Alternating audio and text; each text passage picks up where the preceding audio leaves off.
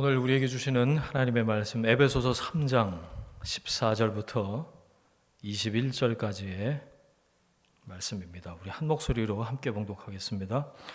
이러므로 내가 하늘과 땅에 있는 각 족속에게 이름을 주신 아버지 앞에 무릎을 꿇고 비노니 그의 영광의 풍성함을 따라 그의 성령으로 말미암아 너희 속사람을 능력으로 강건하게 하시오며 믿음으로 말미암아 그리스도께서 너희 마음에 계시게 하시옵고 너희가 사랑 가운데서 뿌리가 박히고 터가 굳어져서 능히 모든 성도와 함께 지식에 넘치는 그리스도의 사랑을 알고 그 너비와 길이와 높이와 깊이가 어떠함을 깨달아 하나님의 모든 충만하신 것으로 너희에게 충만하게 하시기를 구하노라. 우리 가운데서 역사하시는 능력대로 우리가 구하거나 생각하는 모든 것에 더 넘치도록 능히 하실 이에게 교회 안에서와 그리스도 예수 안에서 영광이 대대로 영원 무궁하기를 원하노라. 아멘. 주의 사랑에 매여라는 제목으로 말씀의 은혜 함께 나누겠습니다. 바울의 옥중 편지 에베소서를 묵상하고 있습니다. 찬송하다가 간증하다가 기도하다가 다시 권면하다가 또 찬송하다가 기도하다가 어때 보이세요? 바울이 좀 정신없어 보입니다. 왜 그럴까를 좀 생각해 봤어요. 바울이 에베소에 있는 성도들을 어떻게 생각하는지 그 마음이 느껴지더라고요. 뭔 얘기를 좀 하다가도 기도를 하지 않을 수가 없는 거예요, 지금. 그런 절박한 생각에 사도 바울이 붙들린 겁니다. 교회만 생각하면 기도가 터져 나오는 거죠. 오늘 함께 살피는 말씀은 1장의 기도가 한 번 있어서요. 기억나세요? 그리고 두 번째 등장하는 바울의 기도문이에요. 3장 14절부터. 자, 너희도 이렇게 기도해라. 그런 겁니다. 그냥 바울이 에베소 성도들한테 이런 기도를 했다. 거기서 그치는 게 아니고 에베소 성도들이 이 편지를 받아보면서 우리는 어떻게 기도해야 될까라는 퀘스천 마크가 있을 때 바울이 감옥에서 우리를 위해서 이렇게 기도했지. 우리도 이렇게 기도해야겠다. 기도의 모범을 가르쳐 주는 거죠. 이 기도문의 내용 안에 푹 잠겨 있다 보니까요. 믿음이 뭔지 명쾌해지더라고요. 여러분, 믿음이 뭘까? 여러 가지 정의가 있고 해석이 있겠습니다만 오늘 이 말씀으로 믿음이 뭔지를 우리가 좀 살펴봤으면 좋겠어요. 하나님이 원하시는 믿음이 이런 것이겠구나. 여러분들도 이 안에서 나에게 주시는 말씀을 붙잡으시기를 바랍니다. 자, 14절 15절 보세요. 누구한테 기도한다고 나와 있어요? 아버지께 기도한다. 거기 동그라미. 어떤 아버지요? 이름을 주신 아버지 이렇게 되어 있죠. 이름을 누가 주죠? 이름은 아무나 지어주는 게 아니죠. 주인만 이름을 지어줄 수 있습니다. 누구한테 이름을 줬다고요? 하늘과 땅에 있는 족속에게 아버지 하나님이 이름을 주셨다. 하나님이 하늘과 땅의 주인이시라는 뜻입니다. 바울이 창조주 하나님, 하늘과 땅을 지으신 그 하나님을 아버지라고 부르고 있어요. 아버지가 세상의 주인이세요. 자, 우리 아버지가 주인이에요. 그러면 원하는 거 뭐든지 다 들어줄 수 있다는 말이고 나는 무엇이든지 구할 수 있다는 얘기입니다. 그런데 그 내용을 오늘 쭉 보니까 생각에 따라서는 굉장히 엉뚱한 것을 바울이 구하고 있어요. 마지막 19절 마지막 부분 한번 보실래요? 하나님의 모든 충만하신 것으로 충만하게 해달라고 굉장히 추상적으로 구하고 있어요. 그것을 위해서 19절이 오늘 말씀의 결론이라고 봐요. 그리고 그것을 위해서 16절 보세요. 속사람이 강건하게 되도록. 그렇죠? 17절 그리스도께서 우리 마음 안에 계시도록. 그리고 18절 그리스도의 사랑을 알게 해달라고. 그리고 19절 보니까 유명한 그 너비와 길이와 그거 나와요. 그 사랑의 하나님의 사랑의 그 규모를 깨닫게 해달라고 기도해요. 그렇죠?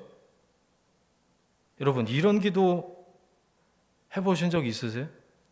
하나님의 충만함을 구하는 기도.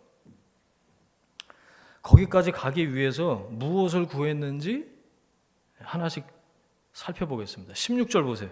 속 사람을 강건하게 해주십시오. 여러분, 이런 기도 하셨으면 좋겠어요. 창조주 하나님이 세상의 주인이신 나의 아버지가 백지수표를 한 장씩 주신 거예요. 백지수표. 안 받아봐서 모르시죠? 저도 뭐 본 적도 없어요. 액수를 적는 만큼 준다는 겁니다. 백지수표. 액수를 적는 만큼 여러분 거예요. 바울은 거기다가 뭐라고 썼죠? 1번 속사람 강건 이렇게 쓴 겁니다. 백지수표에다가. 이해가 되세요? 아니, 구할 게 그거밖에 없나? 지금 당장에 내가 처한 이런 문제들, 어려움들, 이런 것들을 먼저 써야 되지 않나? 그런 생각이 들지 않으세요? 이해가 되세요? 바울의 기도가 속사람 강건 이라는 기도가 왜 우리가 잘 이해가 안 될까 생각을 해봤어요. 우리는 자연스럽게 겉사람을 중시하는 이 세상 안에서 세상과는 별로 다를 바 없이 살기 때문에 속사람 강건 이거는 별로 관심이 없단 말이에요. 속사람, 이게 바울만 사용하는 독특한 표현이에요. 자, 이 앞에 뭐라고 나오죠? 옛사람. 옛사람은 겉사람이고, 그러면 속사람은 무슨 사람일까요? 새 사람을 얘기하죠. 고린도후서 4장 16절. 그러므로 우리가 낙심하지 아니하노니 우리의 겉사람은 낡아지나 후패하나 우리의 속사람은 날로 새로워지도다. 우리가 결코 낙심하지 말아야 될 것은 죄악된 겉사람은 날마다 후패하고 낡아지고 쇠퇴하겠지만 우리 안에서 믿기 시작하면서 저 위에서부터 임하신 생명으로 말미암아 우리 안에서 자라기 시작한 속사람, 새롭게 태어난 새 사람은 날마다 그리스도 안에서 더 강건해진다라는 선포입니다. 바울이 괜히 속사람 얘기하는 게 아니에요. 우리는 이 세상에 소망이 없다는 것을 아는 사람들, 이 그리스도인입니다. 여러분, 소망이 어디 있으세요? 내 계좌에 있어요?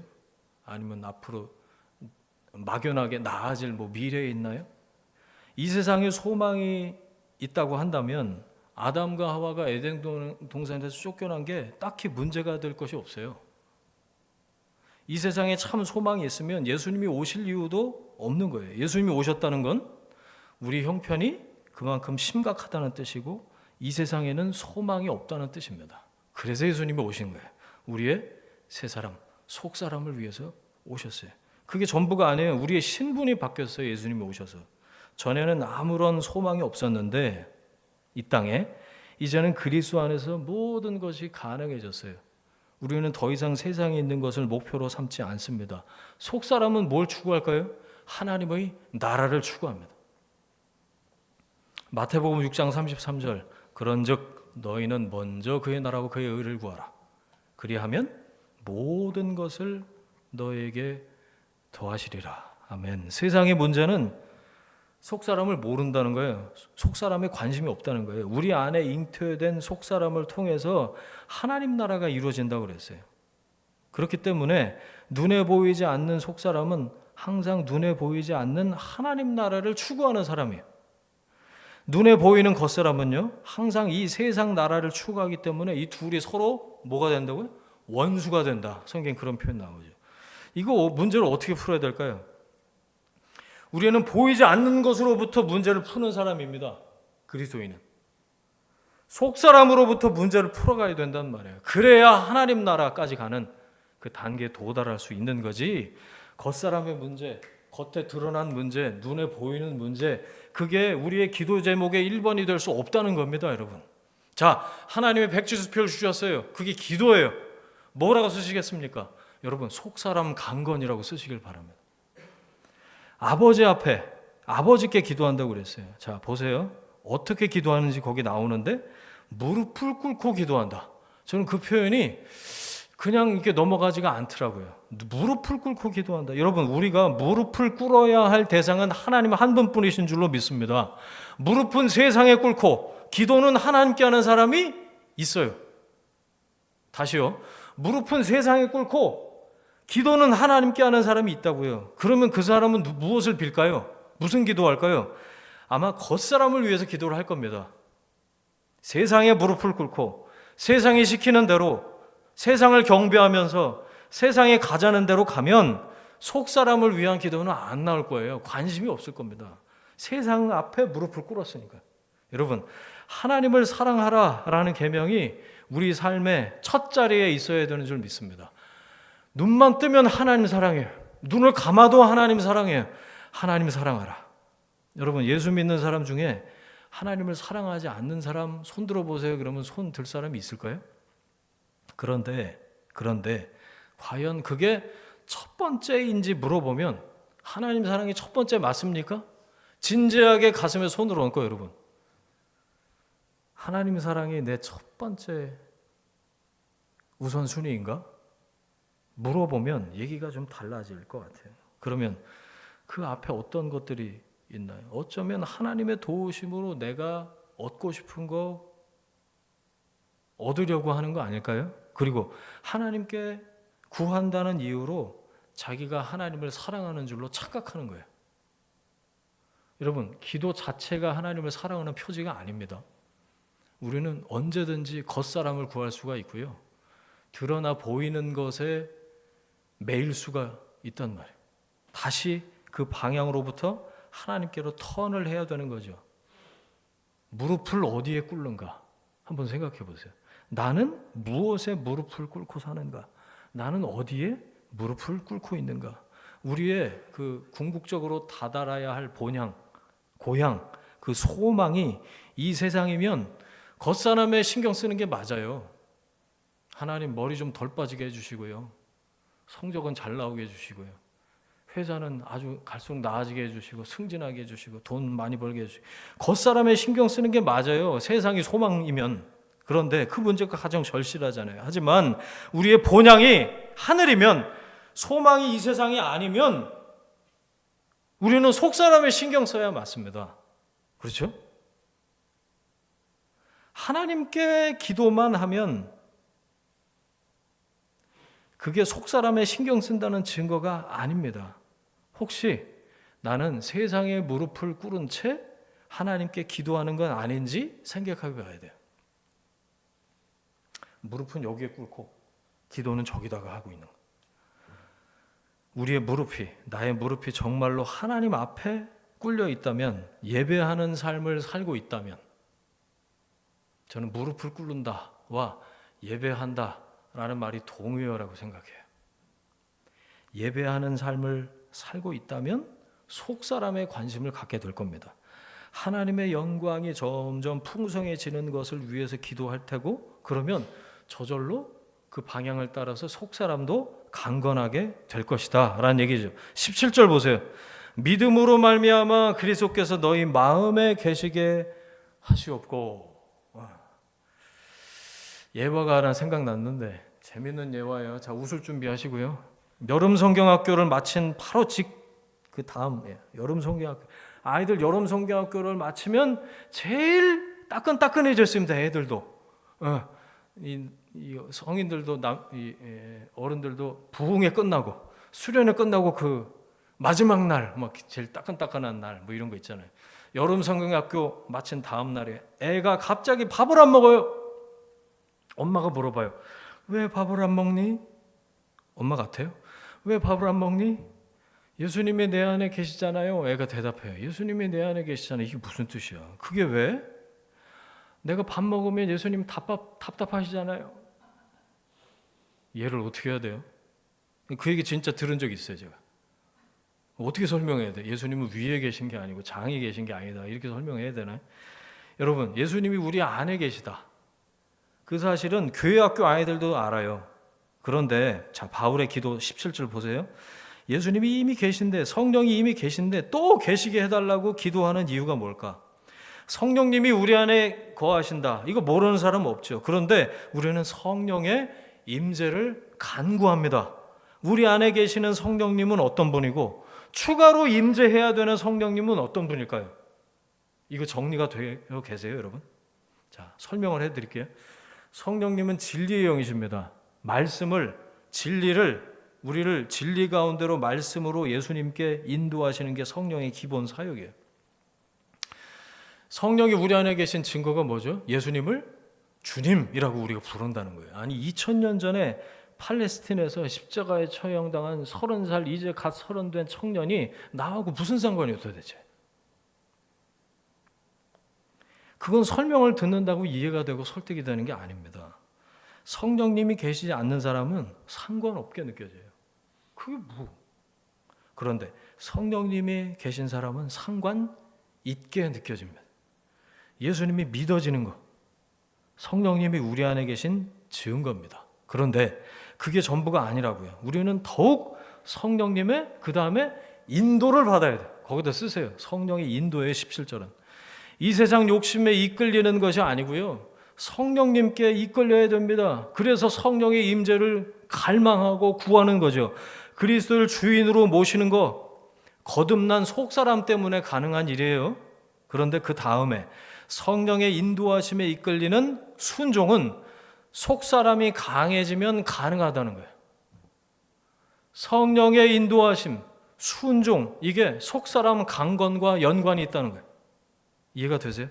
우리는 그리스도인입니다. 예수님을 인생의 주인으로 인정하잖아요, 우리가. 그것이 전부가 아니에요. 실제로 그렇게 살아야 된다는 거예요. 주님이라고 말로만 그럴 게 아니고 예수님이 내 인생의, 내 삶의 주인이신가? 그래서 이 찬양이 생각났어요. 신학교 졸업식 때 부르는 찬양이에요. 부름받아 나서니 몸 어디든지 가오리다. 요즘은 바꿔 부른대요. 부름받아 나서니 몸 대전 이하 가오리다. 다 신학생들 잡아다가 죄송합니다. 여러분 이 찬양을 가슴 뭉클한 뜨거운 감동으로 부르는 것과는 별개로 그런 인생을 사는 것은 별개의 문제인 거예요. 여기서 1, 2, 3절 뜨겁게 주먹 불끈 쥐고 눈물을 흘리면서 부를 수는 있어요. 그런데 정말로 존귀 영광 모든 곳에 주님 홀로 받으소서 멸시 천대 십자가는 제가 지고 가오리다. 그렇게 살 수 있냔 말이에요. 그렇죠? 이건 결심으로는 안 돼요. 그래서 반복해서 훈련해서 습관으로 내 몸에 익혀야 되는 겁니다. 순종이 습관이 돼야지. 순종할 때마다 이 약 물면 다 임플란트 해야 돼.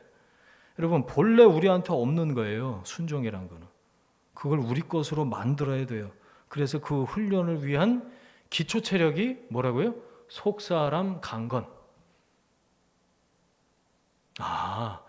왜 안 됐는지 그걸 알 수가 있어요. 속사람이 비실비실했어요. 맨날 기도해도 겉사람에 치중된 기도. 옛사람에 속한 그 소욕을 구하는 기도에만 우리가 포커싱이 있었다는 거죠. 여러분, 그런데 이 강건한 속사람을 위해서 우리가 먼저 유념해야 될 사실이 있는데 아까 말씀드렸어요. 우리는 속사람에 관심이 별로 없어요. 신령한 것에 대한 감각이 없다고요. 좋은 물건, 맛있는 거, 이거에 대한 욕구는 있어도 좋은 신앙에 대한 욕구는 없습니다. 솔직하게 한번 들여다보세요, 여러분. 여러분, 좋은 신앙에 대한 욕구가 있으세요? 어떻게 하면 하나님이 기뻐하시나? 돈이 모자란 것에는 불편을 느껴도 속사람이 강건하지 못한 것에는 불편을 못 느껴요. 그냥 그런갑다. 그러고 지낸다고요. 그리스도를 닮아가려는 죄와 싸우되 피 흘리기까지 싸우는 그런 노력은 안 하고요. 생각 없이 그냥 세상을 닮아가 버려요. 그러니까 맨날 하는 기도가 겉사람 기도인 거예요. 여러분, 그리스도가 마음의 주인으로 계시다.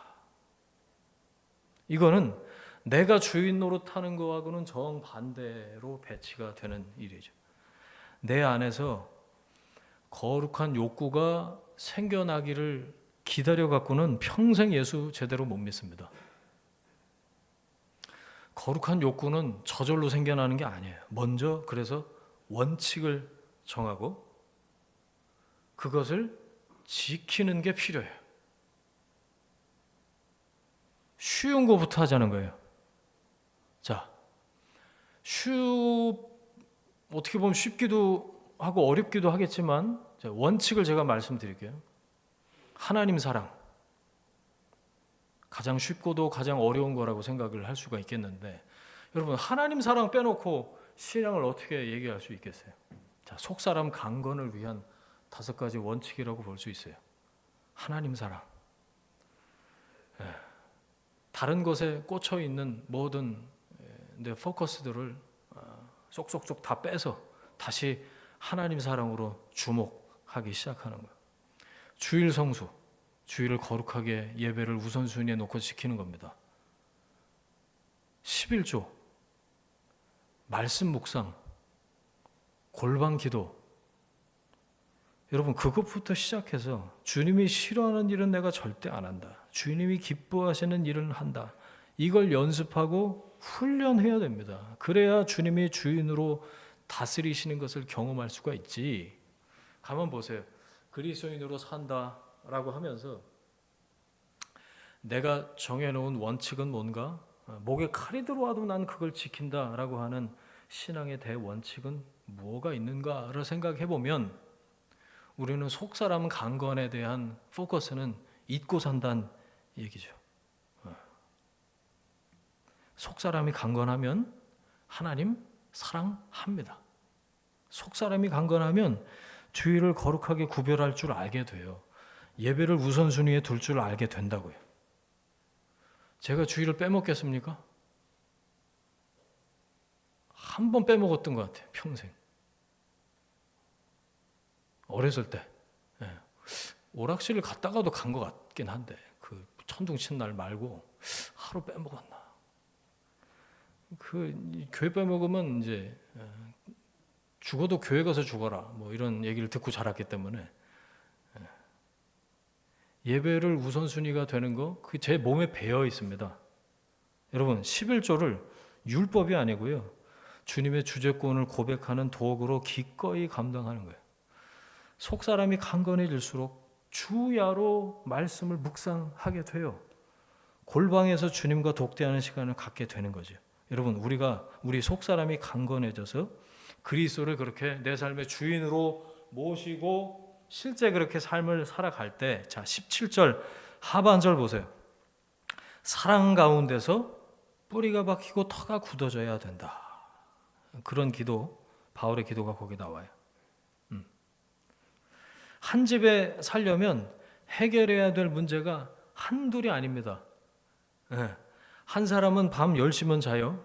그리고 새벽 4시에 일어나. 그런데 또 한 사람은 새벽 4시에 누워서 정오가 돼서 일어난다. 이러면 아무리 좋아도 같이 살기는 쉽지 않습니다. 그걸 같이 산다고 얘기해도 될까요? 라이프 스타일이야 조금씩 맞춰가면 되겠죠. 무엇보다도 뭐가 맞아야 돼요?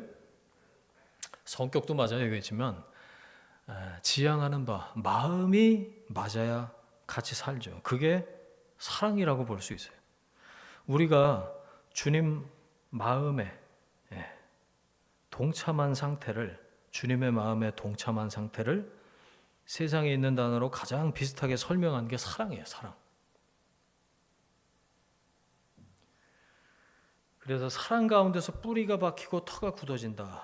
이런 표현이 나왔는데 여기서 바울이 얘기하는 사랑은 두근거리는 감정이 아닙니다. 최소한 같이 살기 위해서 서로 맞춰주는 행동 교정이 아니에요. 아래로 뿌리를 내리고 위로 열매를 맺는, 이게 뭐가 생각나세요? 나무 아래로 뿌리를 내리고 위로 열매를 맺는 나무처럼 나무가 그 자리에서 책임을 다한다는 거예요. 뿌리를 내렸으니까 열매를 맺는 거지. 여러분 사랑하면 피할 수 없는, 피해서는 안 되는 임무가 생깁니다. 책임지는 겁니다. 기꺼이 책임을 나누는 게 사랑이에요. 주님 사랑합니다. 입에 발린 말 하면서 자기 마음이 불편하지 않을 만큼만 하겠다는 거, 그거는 그냥 좋아하는 겁니다. 그러니까 바꾸세요. 주님 좋아합니다. 그리고 싫어질 때는 주님 싫습니다. 주님 안 좋아요. 삐쳤어요.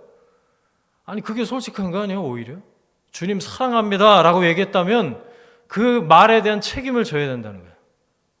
뿌리를 내리고 위로 열매를 맺는 임무를 다하는, 여러분 신앙생활은요 취미생활이 아닙니다. 뿌리를 여기저기 옮겨 다니는 게 아니라고요. 주님 사랑하고 공동체를 사랑한다면 기꺼이 자발적으로 짐을 나누어지는 거죠. 시켜서 하는 게 아니고요. 시키지 않아도 우러나와서 챙기는 거. 네, 좋아하는 건 얼마 못 갑니다. 하지만 사랑은 책임을 져요. 그 자리를 지키게 만드는 게 사랑이에요. 여기저기 기웃거리지 않습니다. 그런 놈들은 잡아다가 오늘 계속 뭐 잡아다가 뭐 하네. 여기저기 기웃거리면 안 돼요. 아래로 뿌리를 내려야 돼. 터가 그래야 굳어집니다. 흔들리지 않습니다. 움직이지 않는 거예요. 그래야 아름다운 열매를 맺을 수가 있죠. 지금 여기에서 이 공동체에서 사랑을 더욱 깊이 배우는, 그래서 그리스도의 사랑을 깨닫는 저와 여러분이 되기를 축원합니다. 자, 그게 18절의 기도예요. 자, 보세요. 18절. 능히 모든 성도와 함께 지식에 넘치는 그리스도의 사랑을 알고. 자, 19절 같이 한번 읽어볼까요? 시작. 그 너비와 길이와 높이와 깊이가 어떠함을 깨달아 하나님의 모든 충만하신 것으로 너희에게 충만하게 하시기를 구하노라. 아멘. 우리의 속사람이 왜 강건해져야 되고 그리스도를 내 마음에 모셔야 되며 사랑 가운데서 그리스도의 사랑을 깨달아야 되고 그 사랑의 너비와 길이와 높이와 깊이를 알아야 되는가 하면 하나님의 충만하신 것으로 충만해지기 위해서, 이게 우리 신앙의 목표예요. 하나님의 그 충만하심으로 충만케 되기를 원합니다. 그걸 위해서 앞에 그 사전 작업이 쭉 있는 거고 그 맨 앞에 속사람 강건이라는 기도가 있는 거죠. 이 충만하다라는 표현, 바울이 또 주목해서 쓰는 표현 중에 하나인데 1장에 벌써 한번 나왔어요. 23절에 보니까 1장 23절에 교회는 그의 몸이니 만물 안에서 만물을 충만하게 하시는 이의 충만함이니라. 교회가 그리스도의 몸이다. 교회는 예수님의 충만함이다 라고 얘기하고 있어요. 교회는 예수님의 충만함이다. 예수님은 홀로 충만하신 분이세요. 그런데도 굳이 우리를 교회를 예수님의 충만함이라고 표현해 놓은 거예요. 예수님은 우리가 없으면 충만해지지 않기로 작정하셨어요. 교회의 머리 되신 예수님, 우리는 그의 몸이라고 그랬어요. 이게 몸과 머리가 함께 붙어 있어야 충만한 거지. 예수님은 우리가 없으면 충만해지지 않기로 작정하셨다. 바울이 우리가 충만하게 되기를 구하는 이유가 여기 있어요. 그게 하나님의 뜻이기 때문에 그래요. 그래야 하나님의 충만하심이 온전하게 돼요. 여러분, 신앙의 목표는 예수 믿고 천국 가는 게 아니고요. 하나님의 충만으로 충만해지는 겁니다. 우리가, 교회가 하나님으로 충만해지지 않으면 하나님의 뜻은 이루어지지 않아요. 여러분, 하나님의 뜻이 궁금하세요? 하나님의 충만하심으로 우리가 충만케 되는 것, 하나님의 공동체인 주의 몸된 교회인 우리가 내가 충만케 되는 게 그게 하나님의 뜻이에요. 세상 사람들은 신앙을 도덕성으로 가늠합니다. 얼마나 윤리적인가, 얼마나 도덕적으로 우위에 있는가, 종교인들을 바라보는 시선들이에요. 그런데 하나님은요, 우리를 뭘로 가늠하실까요? 너 하나님의 충만하심으로 얼마나 충만케 되어 있냐? 하나님은 거기에 관심을 갖고 계세요. 자, 18절까지 고개를 끄덕끄덕이면서 읽을 수는 있어요. 자, 그런데 제가 느낌표를 딱 박스를 해놓은 데가 있는데 그 사랑의 너비와 길이와 높이와 깊이.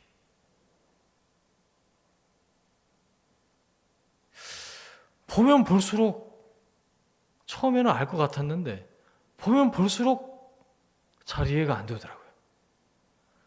그 사랑의 너비와 길이와 높이와 깊이, 어떠함을 깨달아야 된다.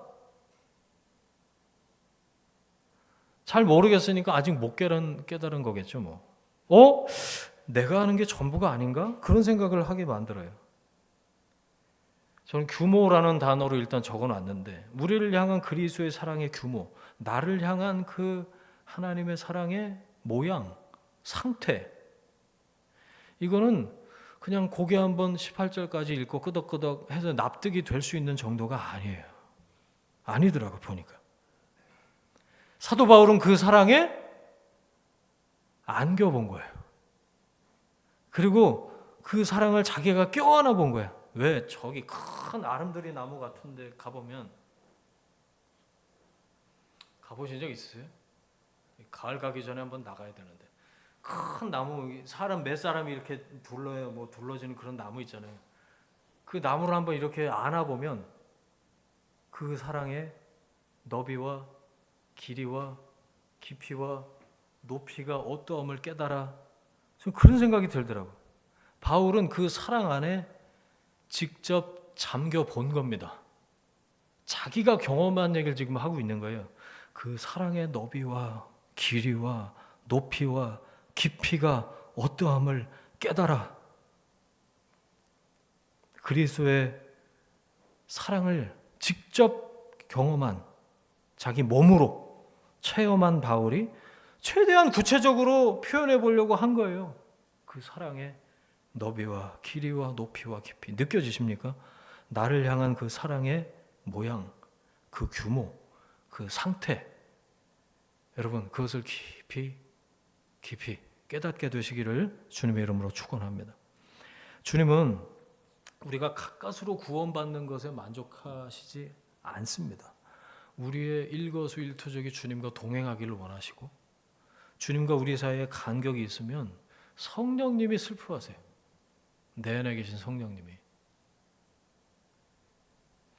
사람이 하나님의 형상으로 창조되었다고 우리가 창세기 공부하면서 함께 배웠습니다. 인간의 내적인 본성이 아버지 하나님을 닮아 있다라는 거예요. 그런데 죄 때문에 이게 브로큰, 하나님의 형상이 하나님을 닮아 있던 본성이 일그러진 거죠. 깨진 거죠. 하나님과의 관계가 단절이 됐습니다.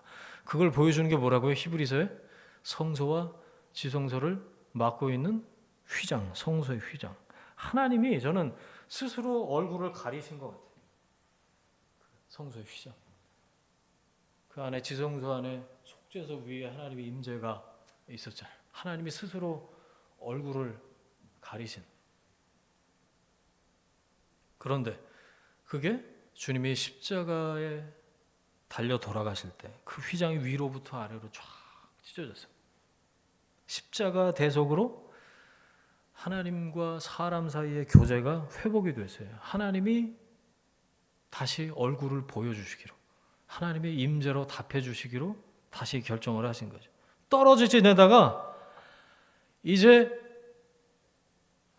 인사 나누는 정도가 된 거예요. 자, 그럼 뭐가 남은 거죠? 절친이 돼야지. 절친, 베프. 아직 멀었어요. 이제 시작이 된 겁니다. 하나님과 우리는 옆에 있어도 생각이 나고 같이 있어도 보고 싶은 그런 사이라야 합니다. 그 사랑의 너비와 길이와 깊이와 높이. 절친이어야 눈빛만 봐도 얘가 무슨 생각을 지금 하고 있나, 뭐가 부족한가, 뭐가 불편한가, 감정이 어떤가, 이런 걸 알게 되잖아요. 여기 앉아 계신 분들은 이제 서로들 보시면 안 봐도 숨 쉬는 소리만 들어도 그런 생각 드세요? 아, 하나님하고도 이렇게 가까워지면 좋겠다, 이런 생각 들지 않으세요? 그걸 표현한 게 하나님의 충만하심으로 충만케 되는 거, 그거죠. 여러분, 하나님이 뭐로 어떤 걸로 충만하신 분이실까요? 하나님의 사랑으로 충만하신 분이십니다. 그 하나님의 사랑으로 여러분 충만케 되시길 주의 이름으로 축원합니다. 하나님은 은혜가 충만하신 분이십니다. 그 은혜로 충만케 되기를 주의 이름으로 축원합니다. 하나님은 평강이 충만하신 분이세요. 하나님의 평강으로 충만케 되기를 주의 이름으로 축원합니다. 하나님은 진리로 가득하신 분이세요. 하나님은 공의와 생명으로 가득 차 계신 분이세요. 그 하나님의 충만하심이 나의 충만함이 되면 다른 뭐 구할 게 없어요. 그 사랑의 넓이와 길이와 높이와 깊이, 그것을 직접 경험을 하면요, 겉사람 날로 후패해도 괜찮아요. 별 상관없어요. 나이 들고 뭐 시간 지나면 아픈 거지 뭐 고장나서 그런 거지 뭐 그렇게 찍어 바르고 뭐 주사 맞고 피고 뭐 그런다고 얼마나 뭐 달라질까요? 여러분, 주님이 우리처럼 되신 이유는 우리를 주님처럼 만들기 위해서예요. 주님은 우리가 주님처럼 되기 전에는 절대 만족하지 않으시는 분이시다. 예수 믿는 건 갈수록 충만해지는 것인 줄로 믿습니다. 그렇게 되기 위해서 속사람 강건 그래놓고 그리스도의 사랑에 대한 얘기가 처음 나오는 거예요. 그리스도의 사랑을 알아야 된다. 그 사랑의 규모를 깨달아야 된다. 그런데 여기 문제가 하나 있어요. 성경이 우리에게 알리고자 하는 사랑과 우리가 기대하는 사랑이 다르다는 거예요. 자, 그리스도를 보내셨어요. 그런데 사람들은 관심 없었어요. 그 사람들하고 나하고 별개라고 생각하지 마세요. 나도 그리스도의 사랑에 관심이 없었어요. 그리스도의 십자가에 관심이 없었다고요. 그런 사람이 하나님처럼 예수님 닮아가는 과정 중에 하나님처럼 되는 두 가지 방법이 성경에 나와요. 그 첫 번째가 창세기에 나온답니다. 혹시 기억나세요? 하나님처럼 된다. 어떻게 하면요? 선악과 먹는 거예요. 또 다른 하나는 뭘까요? 하나님 말씀에 순종하는 겁니다. 선악과 먹으면 하나님처럼 된다는 얘기는 스스로 하나님 행세하겠다는 거잖아요. 자기 인생을 자기가 알아서 살겠다는 거예요. 그 고집을 무슨 수로 누가 말려요? 네? 그러면 혼자 하나님 노릇하다가 죽으면 그만입니다. 하나님께 순종하는 것은 그렇지 않아요. 하나님과 하나 되는 유일한 방법이 그래서 말씀 순종이라. 우리가 하나님께 철저하게 순종하면 우리한테서 하나님 수준이 나옵니다. 내 뜻을 조금도 내세우지 않고 매사에 하나님 뜻대로 한다고 생각해 보세요. 그러면 하나님과 우리 사이에 간격이 없어지는 거예요. 휘장이 찢어졌어요, 이미. 이제 그 하나님의 충만하심을 덧입으면 돼요. 옛사람을 벗어버리고 새 사람을 입으라. 주님 말씀은. 한 가지 방법이 더 있어요. 하나님이 우리를 사랑하시는 것처럼 우리도 하나님 사랑하는 거예요. 옆에 있어도 보고 싶고 같이 있어도 생각이 날 만큼 하나님 사랑하면 하나님의 모든 충만하신 것으로 우리도 충만할 수 있습니다. 그분의 자녀답게 아버지의 성품을 비슷하게 드러내고 나타낼 수 있게 된다. 야, 너 보니까 네 아버지 생각난다. 너 아버지랑 똑 닮았구나. 이런 말을 듣게 될 수 있다는 얘기예요. 하나님의 충만하심으로 충만케 되는 거죠. 자, 19절까지 바울이 기도한 내용이 굉장히 와이드합니다. 거창하고 광대해요. 이 편지를 받아보는 에베소 교인들 중에 이런 기도한 사람이 있었을까요? 그럴 리가요. 바울은 그런데 에베소 교인들을 위해서 그렇게 기도했습니다. 이 차이가 있는, 이 갭이 있는 이유가 뭘까 생각해 봤어요. 여러분, 그 불도장이라고 들어보셨어요? 불도장? 드셔보신 분 혹시? 먹는 거예요, 불도장. 중국집에서 파는 건데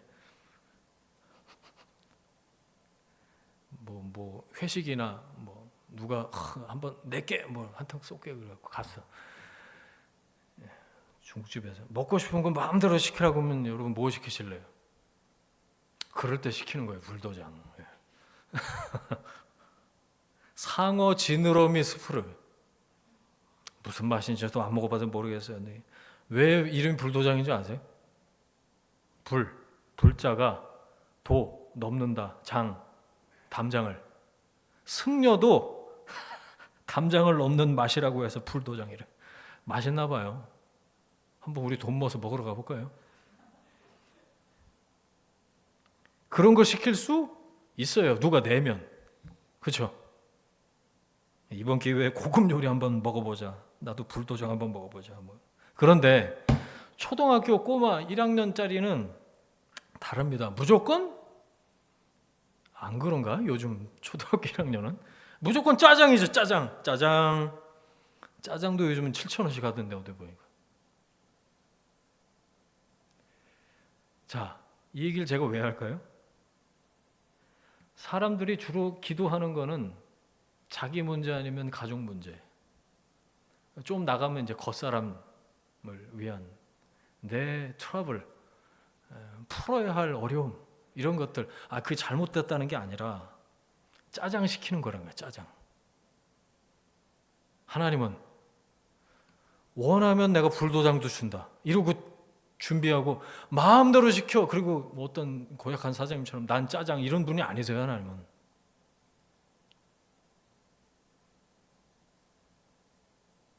바울은 지금 뭐 하고 있죠? 남들 다 짜장 시키는데 혼자 불도장 시키는 격이에요. 이 기도가.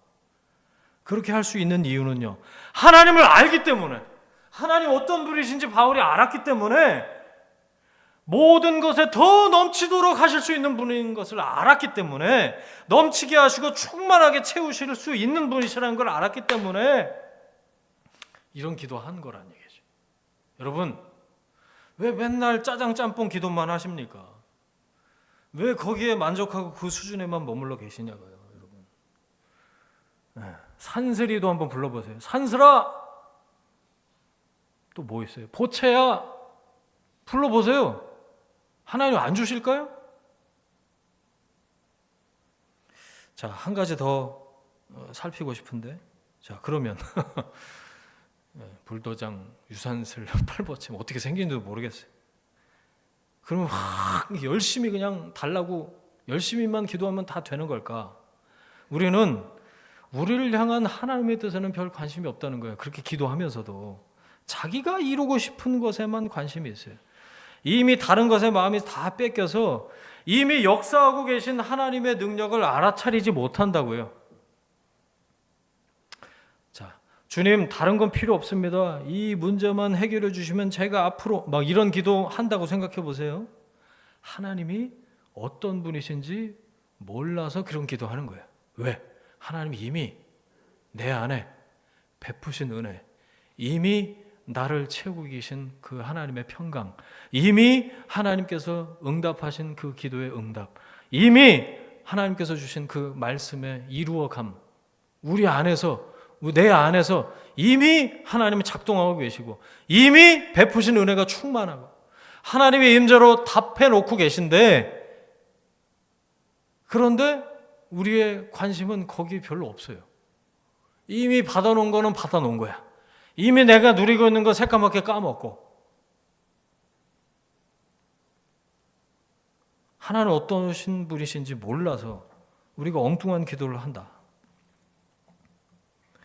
이스라엘이 홍해를 건넜습니다. 홍해를 건너서 지금 있는 곳은 이미 애굽이 아닙니다. 하지만 생각은요. 우리 출애굽기 봤잖아요. 생각은 애굽에 있을 때 그대로입니다. 한치도 달라진 게 없어요. 가나안을 소망하는 사람 아무도 없었습니다. 하나님이 오늘 말씀처럼 우리에게 구하거나 생각하는 모든 것에 더 넘치도록 능히 하시는 분이신 거, 여러분 이게 얼마나 다행인지 몰라요. 하나님이 그런 분이신 게. 그렇지 않았으면 이스라엘은 광야에서 만나 먹고 반석에서 나온 물 마시다가 죽었을 겁니다. 광야에서 만나 먹은 게 은혜가 아니다, 반석에서 물이 터쳐 나온 게 은혜가 아니다라는 말이 아니라, 가나안에 들어가서 하나님의 승리를 선포하는 기쁨은 평생 누리지 못했을 거다라는 얘기예요. 여러분, 우리의 기도와 신앙이 왜 힘이 없는 줄 아세요? 하나님의 영광에 관심이 없기 때문에 그렇습니다. 하나님의 그 충만하심에 우리는 관심이 없어요.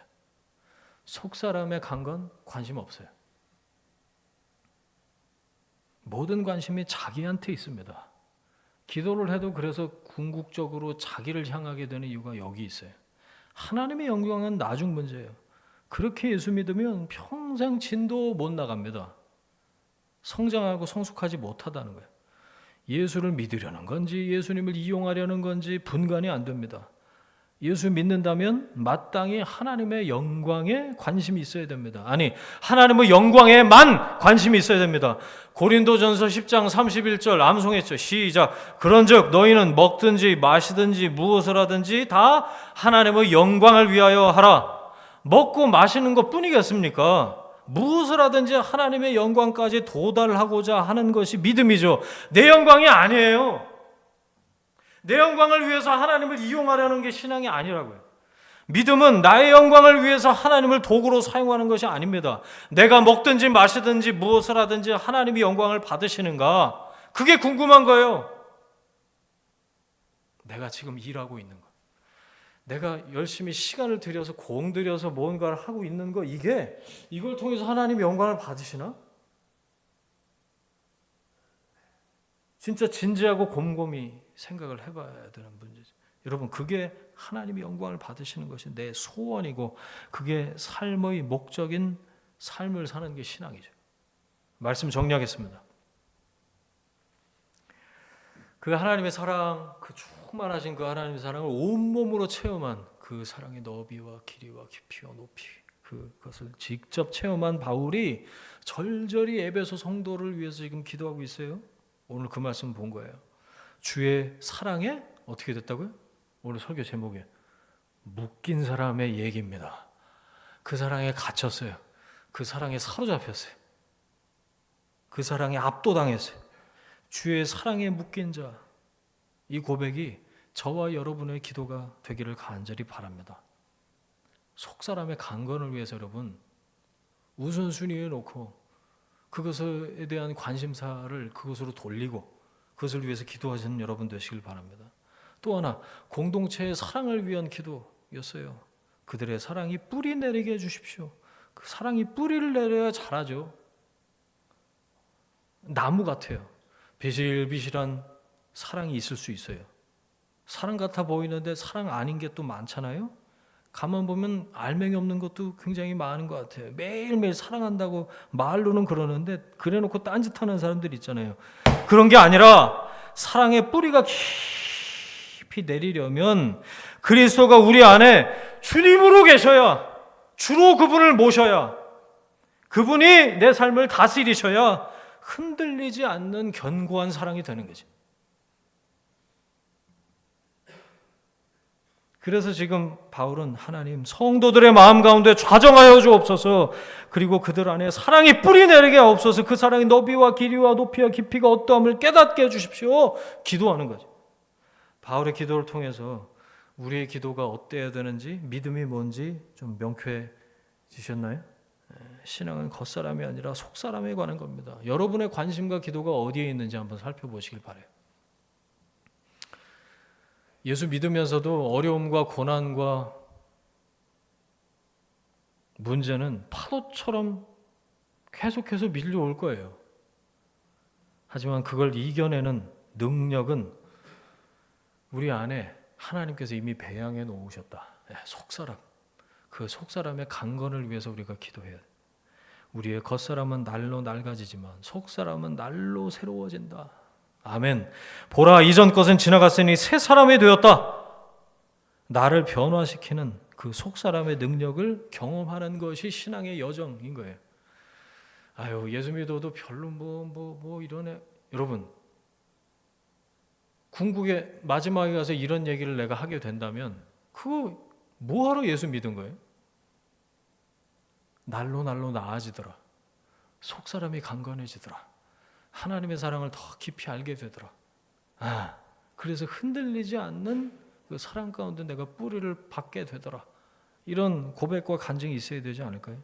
여러분, 성령의 충만을 원하십니까? 성령의 충만을 원하세요? 하나님의 임재, 하나님의 성령의 인도하심으로 내가 인도하심을 받기 원하시냐는 거예요. 내 안에 그리스도가 가득 주님으로 임재해 계시면 그분의 마음을 알게 되죠. 그 사랑이 내 안에서 흘러 넘치게 된다. 사도 바울이 그렇게 기도해요. 주여, 저 사람들 속사람 좀 강건하게 해주십시오. 저분들 좀 제발 성령 충만하게 해주십시오. 사랑이 충만하게 해주십시오. 이 바울의 기도가 저와 여러분의 기도가 되길 바랍니다. 나를 향한 기도, 그리고 지금 옆에 있는 사람을 위한 기도가 되길 바라고, 우리 교회를 위한, 공동체를 위한 기도가 되길 바랍니다. 이번 주 벌써 11월이에요, 여러분. 11월 첫 주, 우리 금요기도회로 10월 달에도 모였는데, 우리 이번 주 금요일 날 모여서 이 말씀 붙잡고 좀 같이 기도했으면 좋겠어요. 지금 바울은 감옥에 매여 있는 게 아니에요. 주님의 사랑에 매여 있습니다. 하나님의 사랑이 꽉 바울을 붙잡고 있어요. 감옥에 혼자 있는 게 아니고 사랑하는 주님과 함께 또 성도들과 함께 있어요. 그러니까 이런 기도문이 나오죠. 찬송하다가 권면하다가 간증하다가 기도하다가 다시 찬송하다가.